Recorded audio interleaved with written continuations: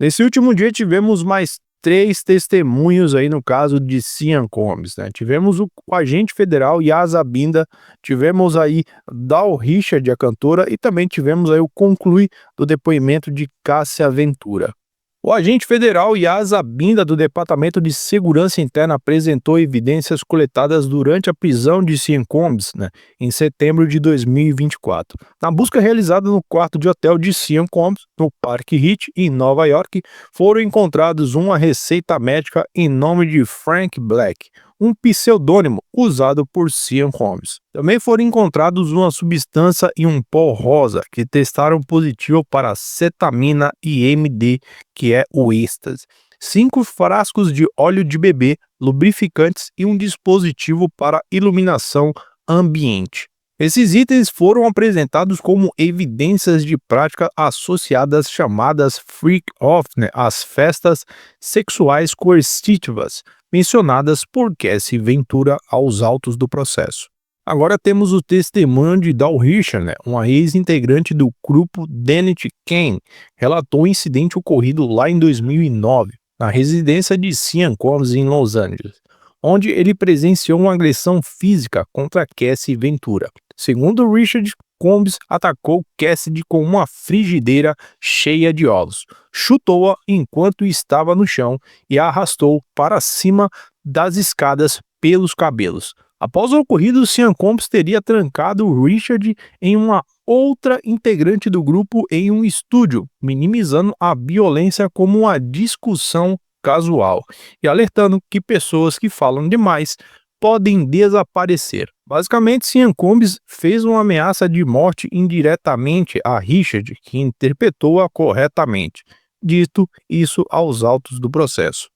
A conclusão do depoimento de Cassie Ventura foi muito extenso, teve algumas paradas porque ela está grávida nesse exato momento e o júri precisou parar em alguns momentos. Então a gente vai falando aos poucos para poder entender da melhor maneira possível.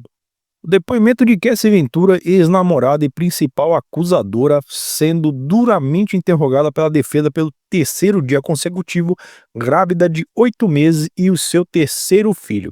Ventura revelou episódios íntimos, contraditórios e emocionantes, carregados em sua longa permanência no banco das testemunhas, o que tem provocado preocupação por parte da promotoria, que acusa a defesa de prolongar o interrogatório de forma estratégica. Durante o rompimento, Ventura se questiona sobre a data do exato suposto estupro cometido por Sean Combs.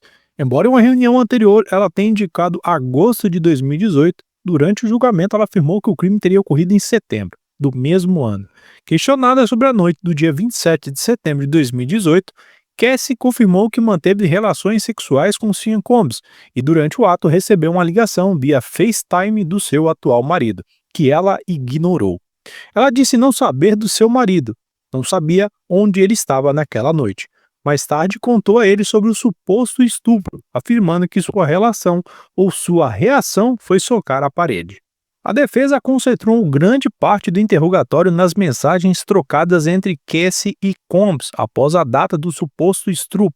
Os advogados destacaram que, mesmo após o episódio, Cassie manteve comunicações com o acusado e não mencionou explicitamente nas mensagens que havia sido estrupada. Em um trecho do depoimento, Cassie escreveu: "Na verdade, preciso parar de me importar", ao que Combs responde a ela: "Você quer começar a namorar? Se quiser, vamos conversar sobre isso." Cassie então respondeu, afirmou que escolheu a sua sanidade acima de tudo e disse que estava dormindo bem e ganhando peso. Combs, usando o pseudônimo de Frank Black, chegou a dizer que não era um perseguidor e que Cassie deveria se concentrar em sua própria saúde mental. Ela respondeu que não sabia que ele não era um perseguidor e sugeriu conversarem pessoalmente.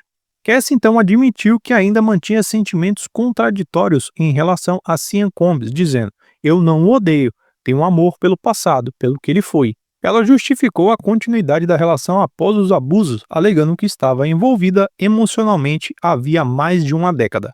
Diz também que continuava a se encontrar com Sean Combs às escondidas, inclusive jantando com ele e voltando para casa juntos, embora, na sua perspectiva, o relacionamento já estava terminado. Quando questionada sobre o início do processo e as alegações feitas aos investigadores em novembro de 2023, Ventura demonstrou insegurança em relação aos detalhes.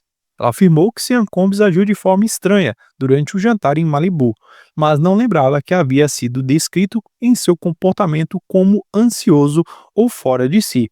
Também foi confrontada com uma mensagem enviada a Sean Combs em agosto de 2018, com um emoji de coração, a qual disse não reconhecer. A defesa tentou descredibilizar Ventura ao mencionar um centro de tratamento por onde ela passou, alegando que era especializado em vício em sexo e amor. Cassie negou ter tido participação ou ser tratada por qualquer dessas condições. Também foi questionada sobre a sua terapia para transtorno de estresse pós-traumático, TPT, em especial a técnica de vivência somática, que ela explicou como uma forma de simular a conclusão de traumas inacabados. Ou seja, o advogado dela tentou de qualquer maneira ludibriar ali o júri, né?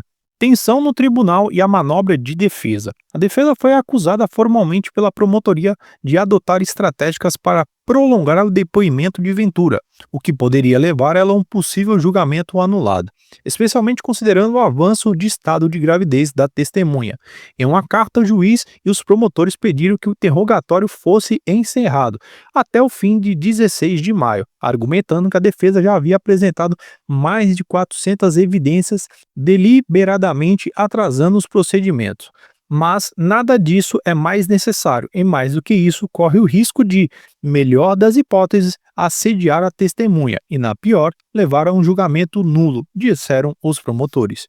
O juiz demonstrou frustração com a confusão em torno da admissão das provas e solicitou que as mensagens usadas fossem organizadas em pastas físicas para agilizar a apresentação às testemunhas. Também exigiu que o governo forneça a lista e a ordem de suas próximas testemunhas até domingo às 5 horas da tarde. Incidentes paralelos e inconsistências. Em um outro momento do interrogatório, a defesa mencionou um reality show sobre acompanhantes e sugeriu que uma das participantes teria comentado sobre uma foto de Sean Combs e Ventura disse não se lembrar daquilo. Também foi exibida uma gravação em que ela supostamente menciona ter tentado matar um idiota após uma briga de bar. Cassie relatou ainda que ouviu certa vez um homem ameaçando Sean Combs e que suspeitava de estar sendo gravada. Indícios de um ambiente constante de tensão e medo durante o seu relacionamento. Do lado de fora do tribunal, o prédio chegou a ser temporariamente isolado por agentes federais durante a manhã, mas o julgamento não foi interrompido. Fontes indicam que o isolamento serviu para localizar uma pessoa específica que foi rapidamente achado ali fora do tribunal. Por fim, Cassie Ventura diz não saber se Sean Combs estava em reabilitação após o incidente do Hotel Intercontinental e que ela mesma se afastou por um tempo para se cuidar e não para si dona.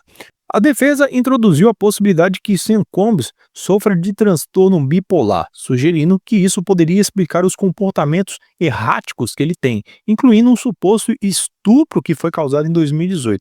Cassie reconheceu que, na época, considerou que ele não estava em seu juízo perfeito. Cassie disse ao tribunal que devolveria o acordo de 20 milhões firmado em 2023, se isso significasse nunca ter participado das festas Freak Off. Ela também revelou um outro acordo de 10 milhões de dólares com o Intercontinental Hotel em Los Angeles, onde ocorreu a agressão de 2016. Cassie também revelou que Combs sofreu uma overdose de opioide em 2012 em uma festa na mansão da Playboy. Ela também mencionou que, mesmo doente, era pressionada a participar desses eventos sexuais para manter o relacionamento ativo.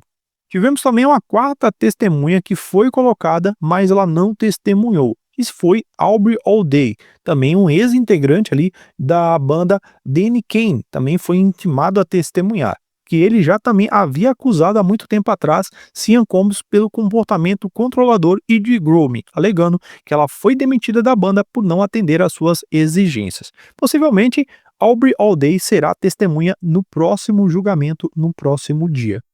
O julgamento continua na próxima semana com as expectativas de novas pessoas testemunhando e os debates sobre certas evidências mostradas. Contudo, o depoimento de Cassie Ventura continua sendo um ponto central no julgamento que segue em andamento. E assim que sair o novo julgamento, os novos depoimentos, eu venho trazer aqui no canal para vocês ficarem informados sobre o caso de Cian Combs.